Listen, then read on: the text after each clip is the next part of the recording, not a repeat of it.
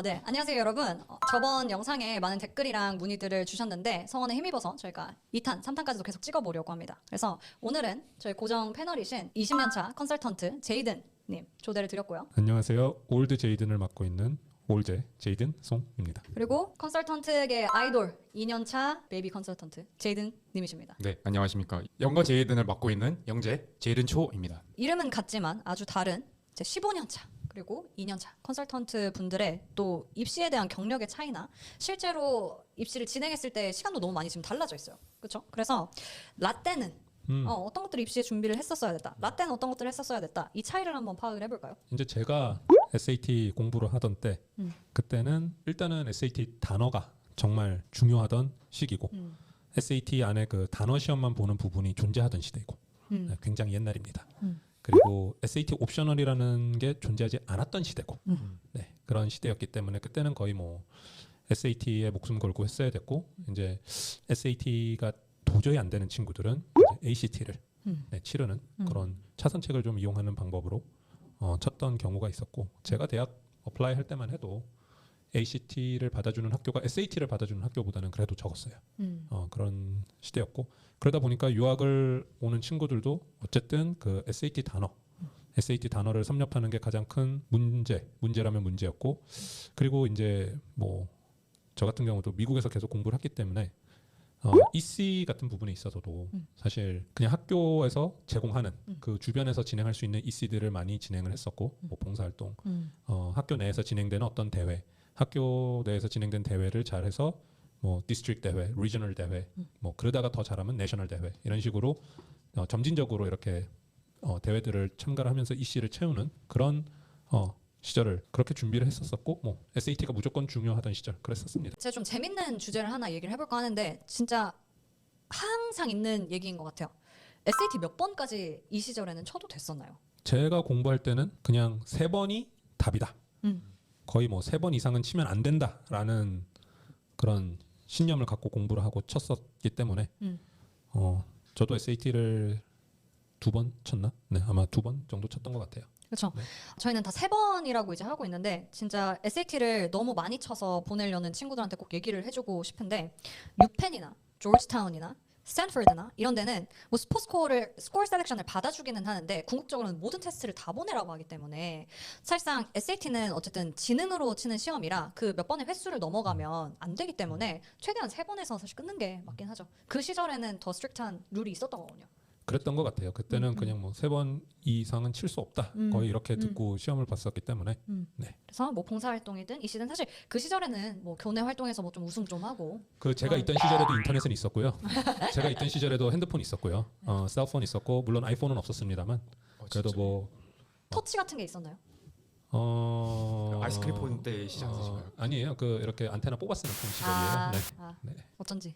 그러면은 사실 우리 리틀 제이든 선생님 때 시절은 좀 달라졌죠? 핸드폰 안테나 뽑으셨을 때면 제 시절보다 한 10년 전인 것 같은데 15년 전인데 근데 그 전통이 저희 때도 유지됐었던 것 같아요. 저희도 SAT는 3번 이상 보면은 뭔가 날아간다, 대학에 못 간다라는 그런 신념이 박혀 있었기 때문에 저도 SAT는 딱 3번까지밖에 보질 않았었습니다. 3번까지밖에 안 네. 받고 그 DSAT로 좀 그 시절에 바뀌려고 했었잖아요. 사실 정확히 DSAT는 아니고 개정된 SAT였죠. 네, 저 때는 네. 페이퍼 이제 개정된 1600점 만점의 SAT였습니다. 사실은 우리 작재님은 저희 둘이랑 눈을 못 마주치시죠. 네, 테스트가 훨씬 더 어렵고 단어 시험 쳐봤어요?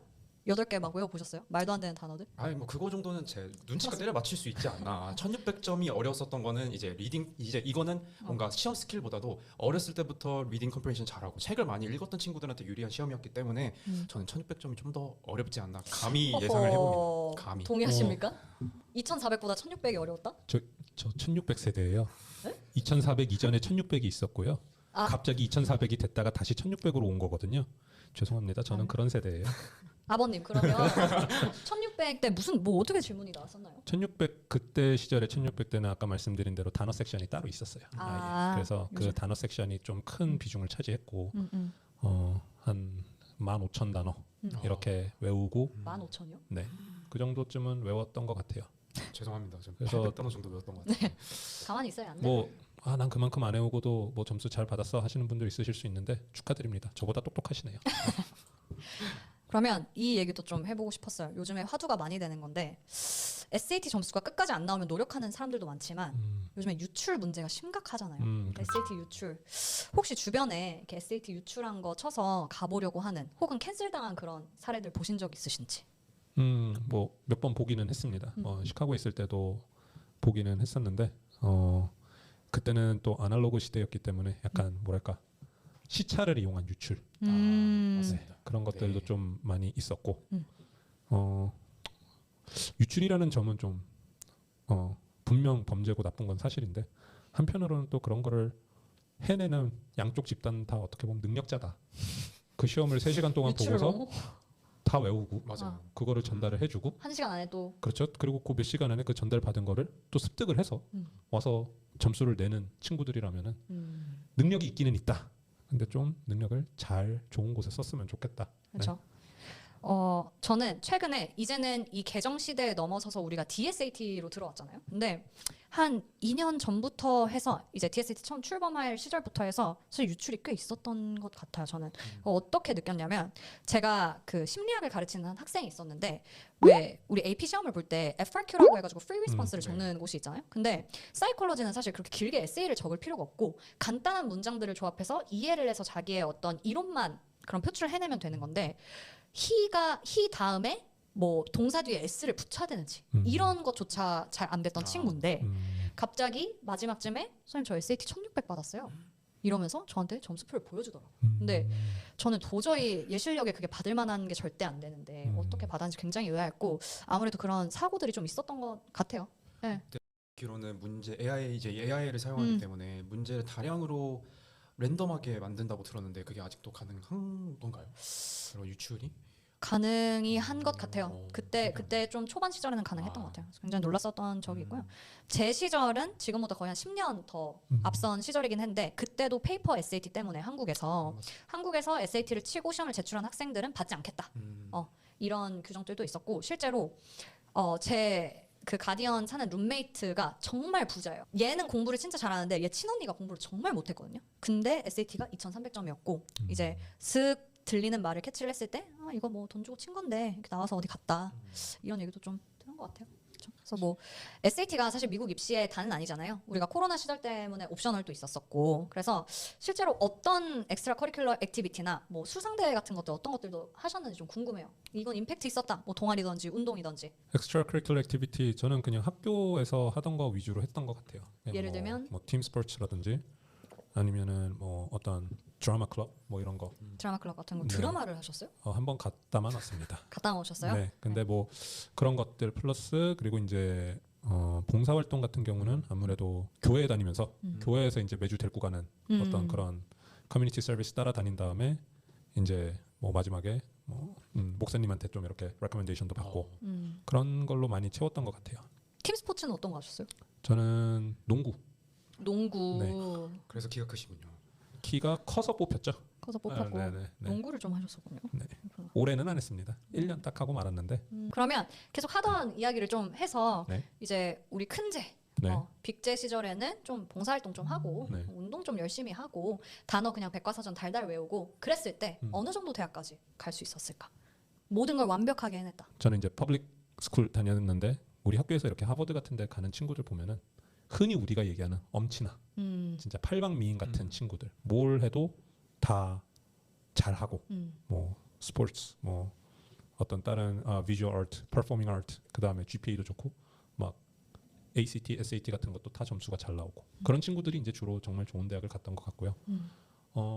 근데 그 개념이 생각이 조금 다른 것 같아요. 미국에서 이제 오래 산 사람들, 이민 가서 산 사람들이거나 미국에서 공부를 하고 살았던 사람들은 꼭 우리나라 학생들처럼 뭐 아이비 리그가 무조건 목표라든지 그런 거보다는 내 부모가 다닌 학교 혹은 맞습니다. 내가 사는 지역의 주립대학교 이 정도만 가도 뭐 굉장히 대부분 만족하고 그렇기 때문에 제가 말한 그런 학교에서 제공하는 액티비티 정도 하고 뭐 SAT 점수 어느 정도 공부해서 받고 GPA 그냥 잘 관리했다고 하면은 보통 보편적으로 뭐 얼바나 샴페인 같은 데도 많이 가고 네 그랬던 것 같습니다.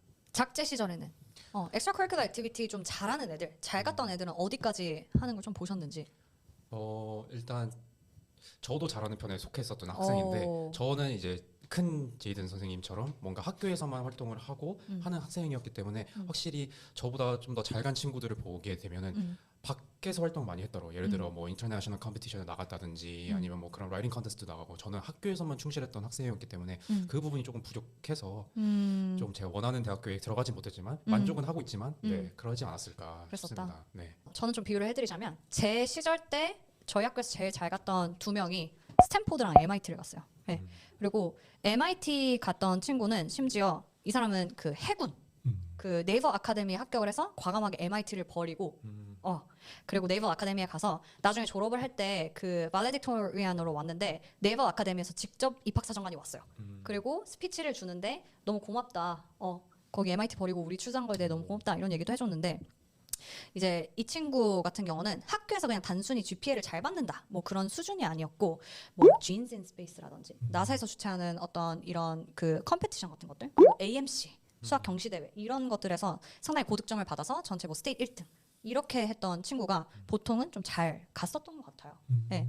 그래서 저는 사실 학교 활동을 좀 위주로 많이 했었고 뭐 회장이라든지 학생회 이런 클럽들 위주로 했었는데 확실히 외부에서의 이런 네. 컴페티션에서 잘 보이는 게 크지 않나 싶어요. 그것도 중요했고 지금 생각해서 보니까 한 명 이제 하버드 간 친구가 한 명 있었었는데 그 친구가 주요 프로젝트로 했던 게 본인이 조금 이제 롱아일랜드 쪽에서도 조금 흑인들 동네이고 좀 못 사는 동네였는데 그 동네를 좀 더 어떻게 발전시키자 이런 리포트도 적고 그런 프로젝트를 진짜 실제로 진행을 했던 친구인데 그 친구가 하버드에 붙게 됩니다. 저보다 성적도 안 좋았고 성적도 안 EC도 좋았고 많이 없었고 흑인이었습니다. 대신에 인종은 흑인이었습니다. 여기까지만 하겠습니다. 네. 대신에 인종 흑인이었다. 인종은 흑인이었습니다. 마지막에 그런 발언으로 네. 좀 마무리를 해주셨고, 그러니까 결국에는 좀 정리를 해보자면 옛 시절에는 진짜 단어 열심히 외우고 봉사활동 열심히 다니고 학교 스포츠 열심히 하고 SAT 고득점이다 바로 상위권 학교. 근데 이제 우리 작제 시절이나 제 시절 같은 경우에는 그럴 수가 없었던 어떤 외부 활동들이 필요했고 요즘은 사실 여기에서부터 한 걸음 더 업그레이드 된 버전이에요. 그래서 지금 굉장히 중요한 말씀을 해주셨는데 이 높은 대학교들은 엑스트라 커리큘러 활동을 해도 무슨 대회에서 얼마나 높은 상을 받았느냐 물론 중요하죠. 근데 모두가 그 상을 다 탈 수는 없잖아요. 그래서 가장 중요한 게 사회적으로 내가 소수 인권한테 어떤 도움을 줄 수 있는지 꼭 소수 인권이 아니더라도 사회에서 어떤 낙후된 그런 지역들을 어떻게 도와줄 수 있는지 이런 프로젝트를 기반으로 하는 것들이 사실 핵심이고 저희 내부에서도 잘 갔던 친구들을 봐도 그렇고 예시를 하나 말씀드리자면 이건 너무 유명한 얘기인데 그 레고 좋아하세요? 레고? 어렸을 때 좋아했었어요. 어렸을 때 좋아하셨나요? 레고? 이거는 저희 컨설팅은 아니고 유명한 이야기 중에 하나입니다. 그 지역에 도서관이 이제 없어가지고 굉장히 문맹률이 좀 낮았던 그런 지역이었는데 얘가 레고를 너무 좋아하는 거야. 그래서 레고로 프린터기를 만들어가지고 이제 책을 프린트할 수 있게 해서 아이들의 문맹률을 감소하는데 도움을 줬던 그 친구 MIT 갔었던 굉장히 유명한 사례가 있죠. 그래서 요즘에 엑스트라 커리큘러 액티비티 뭐 대회다 이런 것들 다 좋지만 사실 대회들 지정되어 있는 거 많이 나가봐야 그렇죠? 네, 이런 핵심적인 프로젝트가 없으면 별로 도움이 되지 않는다 이런 말씀 꼭 드리고 싶네요. 네, 당연히 시카고도 그렇겠지만 보스턴도 요즘 보스턴 대학교도 그런 추세인 것 같아요. 그냥 학교 우리 보스턴에 와서 너가 뭘 할 수 있냐, 그러니까 보스턴에 어떻게 발전시킬 수 있냐를 많이 보는 거기 때문에 그렇게 경험이 많고 뭔가 보스턴에서 할 게 있다고 목표가 잡혀 있는 친구들은 보스턴 쪽으로 오는 거를 강력하게 추천드리겠습니다. 그리고 다른 어떤 요즘은 학교의 어떤 서플리멘터리 에세이들도 정말 구체화가 되어 있어서 특히 질문 중에 많은 것 중에 하나가 너가 우리 학교에 와서 커뮤니티 발전을 어떻게 이룩할 거냐라는 건데 가고 싶은 학교의 어떤 조사들을 반드시 해봐야 되고 그 지역적인 색깔, 그 도시나 학교의 환경적인 뭐 이슈는 없는지 이런 것들을 이제 조사해서 프로젝트로 만드는 것들을 강력 추천드립니다. 저희 아이들의 어떤 총괄적인 총평을 좀 드리자면 다들 뭐 학점도 어느 정도 잘 유지를 하고 자기 학교에서도 어느 정도 우수하다는 생각들을 가지고 있는 친구들이긴 한데 가장 큰 문제는 엑스트라 커리큘러 액티비티가 너무 색깔이 없다. 이거를 사실 가장 크게 들 수 있을 것 같아요. 그리고 이제 우리 큰제 선생님의 2000년대 입시 시절에는 그냥 엑스트라 커리큘러 액티비티 어떤 외부 활동을 굳이 하지 않아도 됐었어요. 근본적인 원인을 조금 말씀을 드리자면 2000년대에서 2010년대에는 지금 탑 아이비리그 10위권 학교들의 입학 acceptance rate이 대략 한 6%에서 12% 정도가 됐었어요. 그렇죠? 근데 지금 2020년대까지 들어오면서 acceptance rate이 탑 10은 거의 3% 이내로 떨어집니다. 그러니까 그러나 지원자의 숫자는 총 20년 동안 전체 30%가 이제 증가를 하게 되고 우리 제든 선생님께서도 말씀을 해주셨지만 그 시절에는 사실 대학 어디 가든 그냥 근처에 있는 내가 살던데 그냥 좋은 대학 가면 된다라는 마인드였는데 미국의 전반적인 어떤 공교육에 대한 의식 수준도 높아지면서 경쟁자들이 너무 많았다. 그렇죠? 그러면 이 어떤 extracurricular activity 활동들이 교내로 집합이 되었을 때는 너무 다 천편일률적인 똑같은 그런 활동이 되기 때문에 바깥에서 이제 어떤 활동을 했는지가 굉장히 중요하게 되고 또 하나 더는 중간에 SAT가 옵셔널로 바뀌거나 없어지는 그런 것들이 이제 생기면서 나보다 못하는 애가 이 C를 잘해서 좋은 대학에 갔다. 사실 작년도 그렇고 재작년도 그렇고 너무 많은 케이스들을 우리가 봐왔고 상담으로 들어오시는 분들 중에서도 제가 알고 있다. 거기에 어떤 학생을. 근데 그 학생 그렇게 잘하는 학생 아닌 거 알고 있다. 근데 우리 애보다 못하는 것 같은데 걔가 어딜 갔다고 하더라. 도대체 왜 그렇게 됐는지 너무 궁금하다. 이런 것들로 오시는 분들이 굉장히 많죠. 제가 거기에 답변을 좀 하나 드릴 수 있는 게 이제는 성적보다 뭔가 교회 활동으로 대학교를 잘 가는 친구들은 제가 보기에는 이제 코로나를 이제 겪으면서 이 박사정관에서 이제 우리는 이제 공부만 잘하는 학생보다도 뭔가 이 학생이 좀 특별하구나. 이런 걸 많이 보기 위해서 다 아시다시피 좀 상위권에 있는 학생들은 다 점수 좋고 내셔널 소설이 말씀하신 대로 다 하고 있고 사이언스 올림피아드 대회를 나갔고 근데 정작 뭔가 개인이 혼자 활동할 수 있는 예를 들어 리서치 페이퍼를 혼자 적거나 이런 학생들이 이제 많이 없기 때문에 그런 특별한 친구들을 좀 많이 뽑지 않았나. 그리고 또 하나는 여러분 바깥에서 외부 활동을 하면서 글쓰기 실력들이나 이런 거를 반드시 높여야 되는 이유들이 몇 가지가 있는데 대표적으로 우리 프린스턴 지원하고 싶은 친구들 문과가 됐던지 이과가 됐던지 4년 내내 너가 학교 안에서 글쓰기를 해서 에세이를 채점을 받은 걸 반드시 내라라고 이야기를 합니다. 그렇죠? 그러니까 공대거나 이과여도 이 아이가 그런 어떤 아이디어들을 과학적인 아이디어들을 실제로 필력으로도 잘 표현할 수 있는가를 미국에서는 정말 많이 봅니다. 꼭 꾸준히 준비해야 되는 요소들 중에 하나가 되겠습니다. 이제 저희랑 컨설팅을 진행하는 학생 그리고 학부모들이 이제 공통적으로 참 많이 주시는 질문, 의견 중에 하나가 뭐냐면 에세이 컴피티션 나갔다 왔는데 왜 또 에세이 컴피티션 나가나요? 이런 질문이 참 많아요. 뭐 EC 활동에 있어서 다양한 EC 활동이 하나 있는데 우리는 그거를 이제 좀 작은 EC 그리고 메이저 EC, 마이너 메이저 이렇게 좀 나눠서 얘기를 하는데 메이저 EC라고 하면은 결국에는 패션 프로젝트, 롱텀 프로젝트 이런 것들이 메이저 EC가 될 것이고 마이너 EC라고 하면은 그런 단기적인 대회들 이런 것들이 될 수 있는데 마이너 EC와 메이저 EC 그 사이에 좀 존재 포지셔닝하고 있는 게 뭐 경시 대회, 올림피아드 대회 같은 것들이에요. 근데 올림피아드 대회 같은 것들은 보면은 되게 그 오픈 윈도우가 짧아요. 갑자기 어느 날 공지가 뜨고 2주 뒤에 올림피아드 시험이 있다. 평상시에 그거를 준비하지 않는 친구들이라면은 그 대회를 나가기가 쉽지 않겠죠. 뭐 물론 항상 연례 행사처럼 열리는 AMC 같은 거는 뭐 장기간 준비할 수 있습니다만 사이언스 올림피아드, 특히 뭐 바이오 캠 이런 올림피아드들은 그렇지가 않다는 점. 그렇다 보니까 계속 1년 내내 같은 시기에 열리는 어떤 그런 수상을 할 수 있는 대회들을 우리가 준비를 하는데 그게 대부분 이제 에세이 컴피티션이다. 그래서 에세이 컴피티션을 많이 나가게 되는데 이거 에세이 컴피티션 하나 수상했는데 왜 또 나가야 되냐? 에세이 컴피티션을 뭐 어떤 인터내셔널 에세이 컴피티션 급의 대회를 나가서 뭐 금상을 받았다, 1등을 했다. 그 정도 급의 상을 받았다면 저희도 더 나가라고 하지 않습니다. 굳이 뭐 나가라고 하지 않는데 대부분 뭐 honorable mention, 뭐 merit award, 뭐 그런 정도에 뽑혔다면은 다른 대회들도 나가 봄으로써 혹시나 더 높은 수상을 할 수 있지 않을까라는 기대 그런 거에 의해서 많은 대회를 내보내는 것도 있고 또 한편으로 에세이 대회를 계속 참가함으로써 어떤 나의 에세이 라이팅 실력이 늘을 수밖에 없는데 말씀하신 대로 대학교에서도 뭐 요구도 하기도 하지만 대학을 들어가서도 에세이는 계속 작성이 돼야 되고 대학을 들어가기 직전에 이제 personal statement, common app 에세이도 작성을 해야 되고 supplementary 에세이도 작성을 해야 되는데 사실 학생들이 에세이를 작성을 잘 못해요. 네, 굉장히 못하기 때문에 이런 에세이 대회들을 통해서 그런 에세이 쓰는 실력을 키우는 것도 필요하다. 그래서 같은 종류의 이씨라고 생각될 수 있지만 꾸준히 나가는 게 매우 중요하다. 좋고 하나 더 첨언을 좀 드리자면 에세이 컴피티션을 나가는 것마다 토픽이 여러분 다 다릅니다. 뭐 바이올로지나 DNA에 대해서 이야기를 할 수도 있고 아니면 완전히 케미스트리라든지 좀 더 철학적인 그런 쪽으로 이야기를 할 수도 있는데요. 또 하나 염두에 두셔야 될 게 만약에 UC 학교를 노리시는 분들이 있다고 하면 수상이랑 이씨랑 관계없이 총 20개를 넣을 수 있기 때문에 최대한 많이 준비를 하시는 게 좋고 가끔 학생들이 이제 저한테 이제 하는 질문이 컴피티션에 나가서 금상을 타오지 못하고 아너스 리스트에만 올랐는데 그게 의미가 있냐라고 물어보는 경우가 많이 있습니다. 그래서 저는 이렇게 얘기 드리고 싶은 게 컴피티션을 계속 여러 번 나가서 결국에 금상을 타게 되면 저는 그것만큼 좋은 에세이 아니면 EC 스토리를 만들 수 있는 게 없다고 생각을 하거든요. 그래서 결국에 입학사정관들은 이 친구가 얼마나 잘했는지를 보는 게 아니라 얼마나 잘 성장해 왔는지를 보는 거기 때문에 저는 아무리 아너스 리스트라 이렇게 받았다 하더라도 계속 꾸준히 연습을 하면서 컴피티션에 나가서 결국엔 좋은 상을 따는 게 보통 이런 친구들은 저희랑 너무 어릴 때부터 상을 좋은 걸 따가지고 이거 이제 그만하면 안 되겠냐. 네. 제가 사실 지금 빅토리아 선생님께서 말씀하시니까 딱 생각나고 한 가지 딱 얘기하고 싶은 게 뭐가 있냐면 부모님들 중에 그런 분들도 계세요. 우리 애가 에세이 대회를 나갔는데 뭔가를 따왔어. 그러면은 그 대회가 굉장히 좀 별 볼 일 없는 대회라고 생각하시는 분들도 계세요. 우리 애가 나가서 상을 받았는데 이게 정말 뭐 권위 있는 대회예요? 그런 대회에서 받은 상이 맞나요?